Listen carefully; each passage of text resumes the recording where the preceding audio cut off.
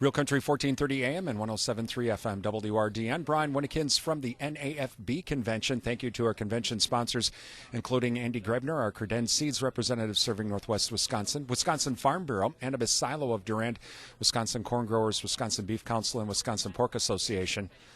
And the guy next to me, we all know who he is. We see him on TV with This Week in Agribusiness.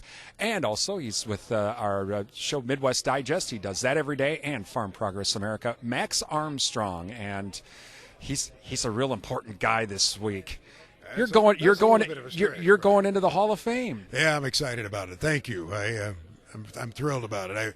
I follow some legends in there, some people that were just outstanding in our industry and did a tremendous service to agriculture through the years, so it's humbling to be a part of that.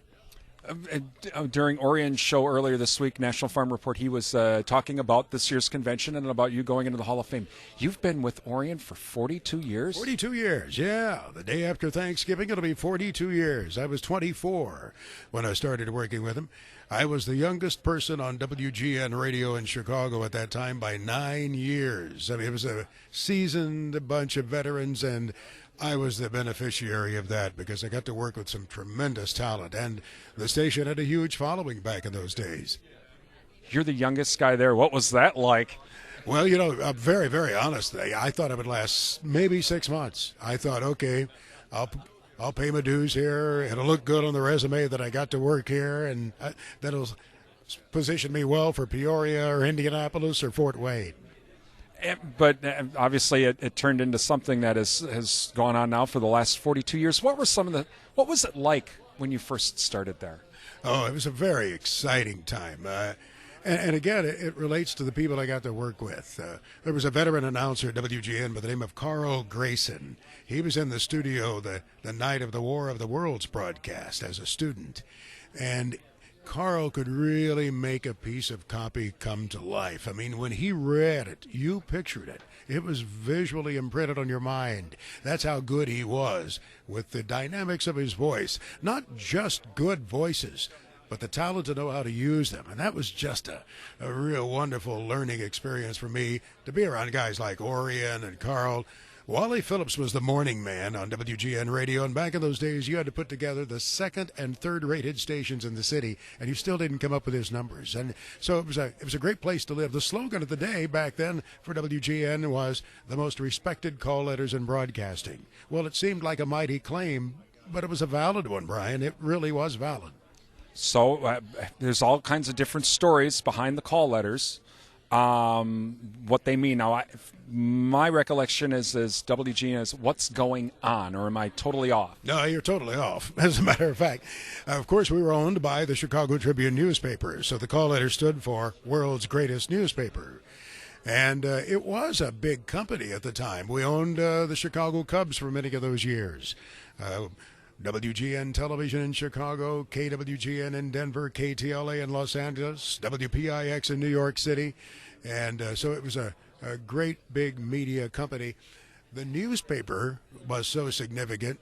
I mean, the big printing plant that still sits there in downtown Chicago, there was a rail siding, and you would see boxcars lined up there. That was paper that came in for the newspaper from Baie-Comeau, Canada, where the Tribune owned its own paper forest and processing plants. You'd see big truck tankers sitting up there with ink in them for the printing of the paper back in that era when the newspapers were so big. So it was a very different time in the media. Wow, we're talking with Max Armstrong this morning as he's going into the NAFB Hall of Fame.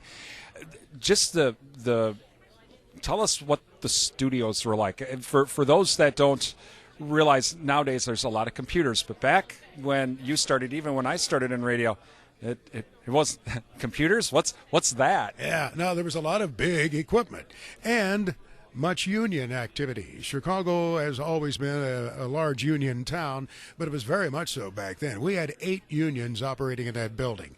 The guys who cared for the landscaping outside, the projectionist union, they played the films, all of the movies. You had a musicians union. Those were the guys that sat there and queued up the records. So when I did the noon show, or Orion did the noon show, both of us together, we had a record turner sitting right over there at the desk with 3 turntables. He would cue up what we wanted, and we'd cue him to play them. If we started to cough and needed to have the microphone cut, we had to get the engineer's attention up at the booth. There was no switch in the studio. That was in the union contract that they controlled the microphone.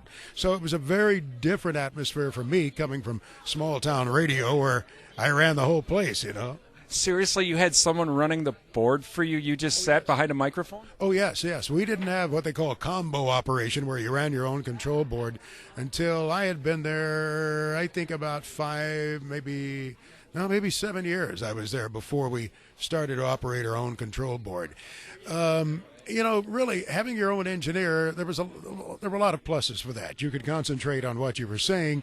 If you had a good, young, dynamic engineer who was quick and could hit the buttons quickly. Some of the older fellows, they were a little bit slow on the uptake, or they weren't paying as much attention, and you have to get their attention, when you're trying to cut your microphone. Help me, Leroy, and they'd cut the mic, and then you'd have to give them the sign to get it back again. Now, I know in talking with Orion and in years past, one of the things that he had to do that he's always talked about was he was on the air when President Kennedy was shot. So were there any instances for you where history all of a sudden, we interrupt this broadcast because the history now is coming into our daily lives when you were on the air? Yeah, when the space shuttle exploded, I was in the studio right at that time. Another one, I can't remember the name of the golfer whose plane went out of control. Payne Stewart, that's right. I was on the air at that time. And someone was listening to us out in the area. I think his plane went down in South Dakota. And we actually got a call and put it on the air, and a woman was up in that area. And was listening to our station and said, that plane has gone down near me. And, of course, we had that on the air right away during the noon hour when she called in.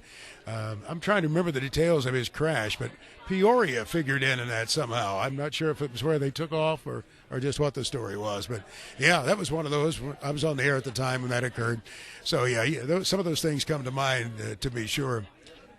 Now, you mentioned with the engineers running the board that they actually played records. I mean, I've always remembered WGN as a talk station. Were you playing music when you first started? It was personality radio, Brian. I mean, it was more than just talk, and the guys on the air played music, and they wove it in. It was personality radio, and they built the show to some extent around music, but it was engaging. You wanted to come back every day. After Bob Collins went off the air in the evening, you thought, doggone it, I don't want to miss him tomorrow. I want to hear what he's doing. And he would play music, and some of it was very poignant. I mean, it was something really in tune with what was happening that day. A lot of it was clowning around. He played Dead Skunk in the Middle of the Road by Loudon Wainwright III, and some of the worst songs, he would play them on the radio and have fun with them. But it was really engaging, and it felt like family. That's one thing we heard so often from people. I know that for myself in my career, I've had, like when I worked at WKTY, my first radio job, overnights, there was always a little old lady that would call every night at 2 o'clock in the morning, and we would chat for a couple of minutes. Did you have that where there was listeners where, you were their link to the outside world? Yeah, we still do. It's a neat thing to have people come up to you. There's a woman who's a Chicago police officer now who grew up listening to us, and she brought me pies at the Farm Progress Show. She and her dad came to the Farm Progress Show and brought me 2 heavily loaded apple pies. Her life is very different from agriculture. She's a police officer on the streets of Chicago, but one of those that had become engaged in the station by listening to us at all hours of the day and night. Physicians, airplane pilots, I mean, it's really neat. Orion was able to, and very capably, reached out to those non-farm listeners long before it became fashionable. He was practicing advocacy in 1960. So when I came along and joined him, Brian, he was already very actively explaining things on the air. And so those personalities I was talking about earlier would often call us back live on the air. Somebody would call in and say, why is my milk tasting the way it is? And Bob Collins would say, "Hold on, I'm going for the cow desk," and he'd call back to the office, and either Orion or I would pick up the phone, and it gave us an opportunity to answer some of those questions for consumers, and with a very large urban audience. So it was great for us. How I guess that is the $24, $64 question. How did you two pull that off? I mean, Chicago is, millions and millions of people. Yes, WGN has a huge signal, but we're doing the farm news and the farm report, and I, talking about at that time, pork bellies and things. How did you guys figure out a way to make that connection so that someone living in downtown Chicago wouldn't just turn the channel, they'd actually want to listen? Again, it related to a great extent, I think, of the other personalities on the air. They made us feel welcome in their shows. Roy Leonard, who had a very urban audience, I mean, he went to the movies, he went to all the theater performances, he was the critic of those, but he made us feel welcome in the studio. We sat right next to him when he would have a guest, and you got to remember, this was a huge production factory at the time. The Phil Donahue Show, one of the earliest television talk shows, was being produced each day down in Television Studio 2. Right across the hallway, upstairs, was Roy Leonard on the radio. So these guests would come in, Roy would interview them on the radio, they'd go downstairs then for Phil Donahue's show. Because of that, even though we were 15 blocks from Wrigley Field, nowhere near the downtown area, all of these stars came to the WGN complex. You never knew who you were going to meet at standing at the urinal next to you in the restroom. One day there was Billy Carter, President Jimmy Carter's brother. He'd walk down the hallway, and here came Charlie Daniels.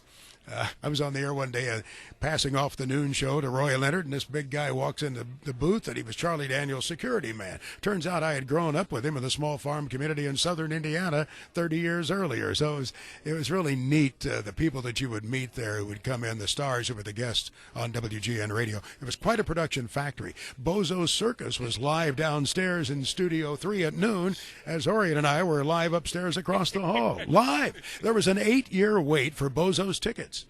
8 years. And you couldn't even get them.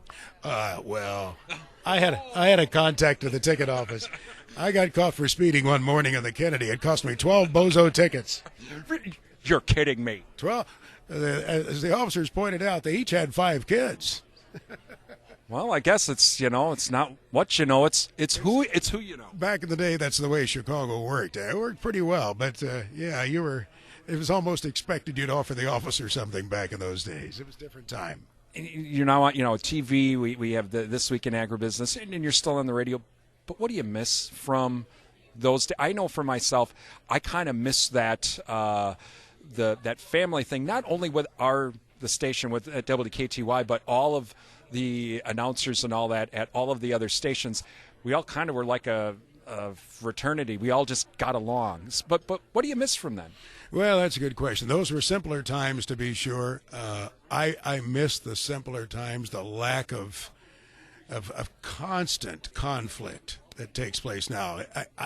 I've thought about this. I'd love to start an apolitical radio station. In other words, we'll talk about everything on the air. Don't you get over close to that third rail of politics. I don't want to hear it on my station. And I think some people would gravitate toward that. I think some people would be drawn not just to the music, but the personality, talking about, yes, sports, talking about things that are realistic. Some are sad, but stay away from politics. I think there's such a barrage of it. That I grow weary of it. I long for the times when we cooperated with each other, when we were civil with each other, when we had bipartisanship in Congress. I might have been very naive, but I respected people of both stripes and both parties. I grew up, thinking that Hubert Humphrey was just as good a guy as Gerald Ford, and that was kind of the era in which we grew up. I mean, my father was Republican, but, he had siblings raised by different aunts and uncles who were Democrats, and I was just raised to respect them all. Max Armstrong again going into the NAFB Hall of Fame here at the NAFB convention in Kansas City. Great chatting with Max. We're at the NAFB convention. I'm Brian Winnikins on WR. Yeah, I'm wrapping it up because I know you have to go. I think you have another interview. I think so, but thank you for the time, sir. I appreciate it. That's Max Armstrong. You're listening to WRDN.